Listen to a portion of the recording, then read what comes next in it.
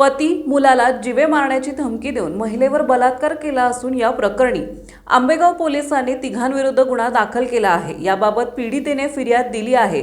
त्यानुसार गुरु दोडमणी वयवर्ष 25, मयूर वयवर्ष 26, दीपक काटकर वयवर्ष 24 सर्व राहणार लिंपाने वस्ती सद्गुरू हॉस्पिटल मागे आंबेगाव खुर्द यांच्या विरुद्ध गुन्हा दाखल झाला आहे। 23 वर्षीय पीडित महिला पती लहान मुलगीसह आंबेगाव परिसरात राहायला आहेत। 8 महिन्यांपूर्वी आरोपी दोडमणी महिलेचे पती घरात नसताना त्यांच्या घरात गेला। महिलेचा पती आणि मुलीला जीवे मारण्याची धमकी देऊन त्याने तिच्यावर बलात्कार केला। घाबरलेल्या महिलेने याची माहिती कोणाला दिली नाही। त्यानंतर आरोपी दोडमणीने महिलेला धमकावून पुन्हा बलात्कार केला। दोडमणीचे मित्र मयूर आणि दीपक हेही महिलेच्या घरी गेले, तुझी बदनामी करेन अशी धमकी आरोपीने तिला दिली। महिलेच्या असहाय्यतेचा फायदा घेऊन दोघांनी तिच्यावर बलात्कार केला। या घटनेमुळे घाबरलेल्या महिलेने अखेर आंबेगाव ठाण्यात तक्रार दिली।